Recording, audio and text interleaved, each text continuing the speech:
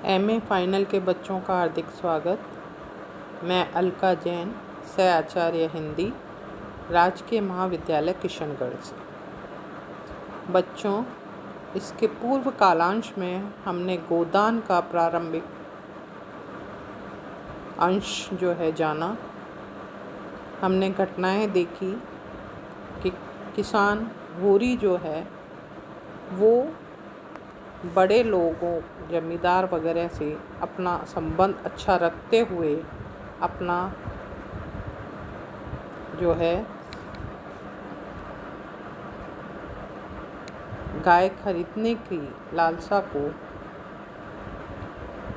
पूर्ण करता है और राय साहब जैसे जमींदारों से अपने संबंध अच्छे रखते हुए अपने स्वार्थ की पूर्ति करता रहता है और राय साहब उससे यदा कदा अपना काम कराते रहते हैं। यह बात पुत्र गोबर को पसंद नहीं है। होरी जो है वो गाय खरीदना चाहता है, इसलिए भोला से उसकी प्रौढ़ उम्र में शादी करने का वादा कराकर उससे गाय प्राप्त कर लेता है। वहीं दूसरी ओर जब गोबर भोला के यहाँ गाय लेने जाता है तो वह उसकी पुत्री से अपने प्रेम संबंध बना लेता है। जुनिया के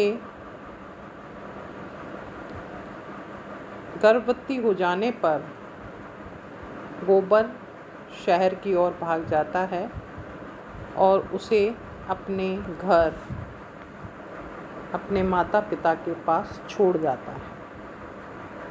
होरी को इसका दंड मिलता है और वह उस दंड का भरकर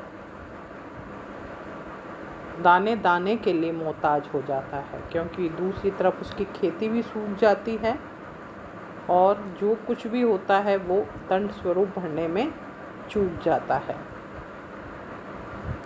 और भोला जो है इसका फ़ायदा उठाकर होरी के घर आकर उसके बैल खोल कर ले जाता है,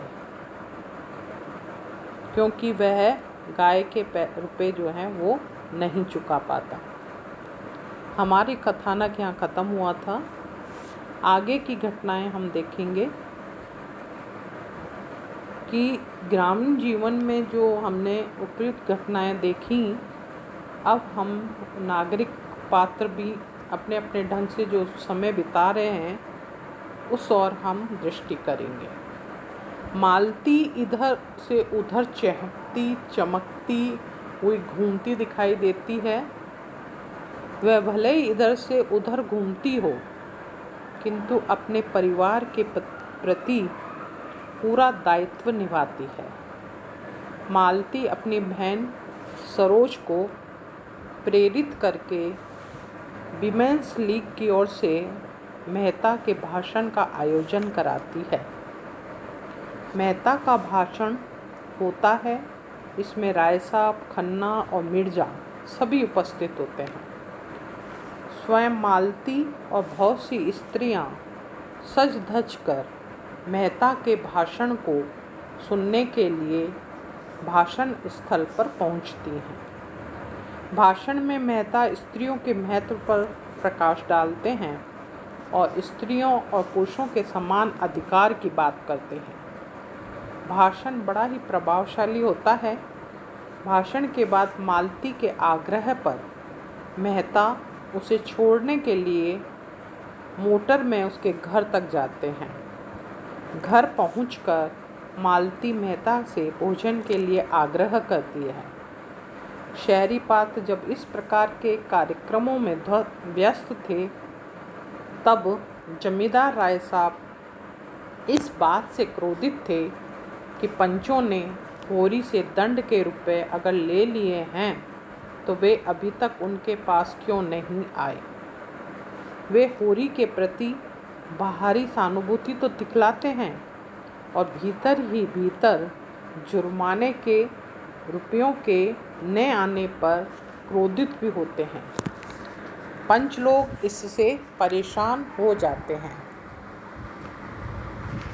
राय साहब की इस प्रवृत्ति को देखकर संपादक ओंकार नाथ राय साहब के विरुद्ध अखबार में सूचनाएं छापते हैं।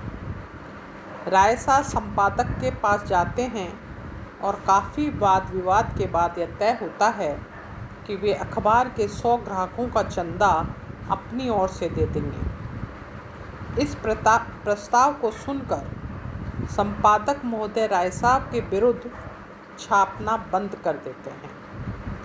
धनिया पंचों के खिलाफ प्रचार करती है और होरी इस उलझन में है कि बैलों के बिना खेत कैसे बोए जाएं, क्योंकि बैल बोला ले जा चुका है। इसी बीच एक दिन दाता दिन होरी का शुभ चिंतक बनकर उसके पास आता है और प्रस्ताव रखता है कि आधे साझे पर उसके खेतों के लिए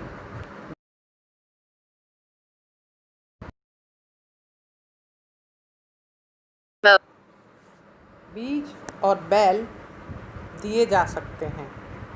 इस बात से होरी सहमत हो जाता है। धीरे धीरे गांव में बुआई का समय आ जाता है। सभी किसान अपने अपने खेत बोते हैं, किंतु होरी दाता दीन का मजदूर होकर रह जाता है।